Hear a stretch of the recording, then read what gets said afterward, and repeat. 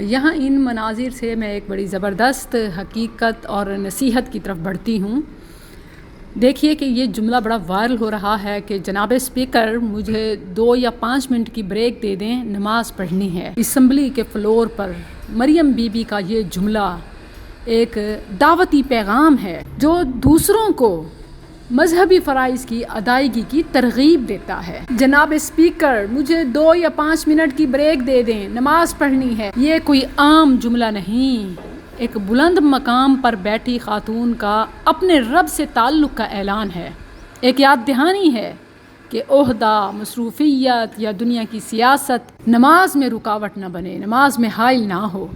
یہ جملہ ہمیں سکھاتا ہے کہ کامیابی کے ایوانوں میں بھی سجدے کی عظمت اعلیٰ ہے، اور جب یہ اعلان عورت کرتی ہے تو نسلیں سیدھی ہوتی ہیں۔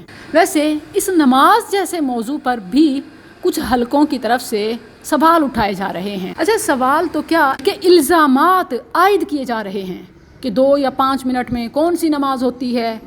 مجھ سے کسی نے پوچھا کہ جب ناخن بڑے ہوں تو کیا نماز ہو جاتی ہے؟ پھر نیل پالش بھی لگی ہو تو نماز کیسے؟ اور سیدھا ساتھ فتویٰ بھی، یعنی جواب بھی خود ہی دیتے ہیں۔ یہ تو ریاکاری ہے۔ ریاکاری یہ اللہ اور بندے کا معاملہ ہے، یہ دل کا مرض ہے جو صرف اللہ جانتا ہے۔ ہم کسی کے ظاہری قول یا عمل پر فوراً نیت کا فیصلہ سنانے کا اختیار نہیں رکھتے۔ کسی کی نماز کو یا کسی عمل کو ریاکاری کہنا خود اپنے اعمال کی بربادی ہے۔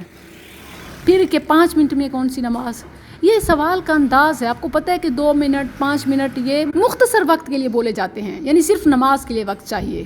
اسی بنا پر اسپیکر نے 10 منٹ کی بریک کا اعلان کر دیا۔ سمپل سی بات ہے، سمجھ نہیں آتی۔ اگر کوئی مصروف ایوان میں وقت نکال کر نماز کا اعلان کرے تو یہ تشویش نہیں، تسلیم کا مقام ہے۔ اور پھر بڑے ناخن یا نیل پالش، ہاں یہ کچھ بنتا ہے۔ جی ہاں، شریعت میں ناخن تراشنا، ناخن چھوٹے رکھنا، ویکلی کاٹنا جس کے زیادہ جلدی بڑے ہو رہے ہیں، انہیں بھر وقت کاٹنا، ہرگز نہ بڑھانا، یہ عین شریعت اور سنت ہے۔ لیکن کسی ایک کمزوری کی بنا پر نماز کے انکار یا تضحیق کی اجازت پھر بھی آپ کو نہیں ہے۔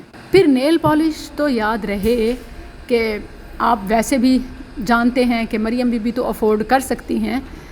آج کل ایسی نیل پالش بھی اویلیبل ہیں جو بریتھیبل ہوں، یعنی وضو کے لیے قابل قبول، جو پانی کے ناخن پر پہنچنے میں رکاوٹ نہیں ہوتی۔ علماء کرام نے تحقیق کے بعد مشروط طور پر جائز قرار دیا ہے، کیونکہ نیل پالش کا مسئلہ کیا ہے؟ اول تو اس میں حرام انگریڈینٹ نہ ہوں۔ اگر کوئی حلال کانشیس ہو کے لیتا ہے تو پھر نماز میں رکاوٹ نہیں ہے۔ پھر دوسری شرط کیا ہے کہ وہ وضو میں رکاوٹ نہ ہو۔ کسی کا آلریڈی وضو ہے تو اس کے نیل پالش کی وجہ سے نماز خراب نہیں ہوگی۔ پھر اگر نیل پالش ایسی ہو کہ جو وضو اور پانی کے ناخن جلد تک پہنچنے میں رکاوٹ نہیں، تو پھر تو مسئلہ ہی ختم۔ کسی کو ڈیفینڈ نہیں کر رہی، میں آپ کو مسئلے کا سوال کا جواب دے رہی ہوں۔ ریاکاری یہ فیصلہ ہم نہیں کر سکتے، یہ فتویٰ ہمارے پاس یہ آپشن نہیں ہے، یہ اللہ کا معاملہ ہے۔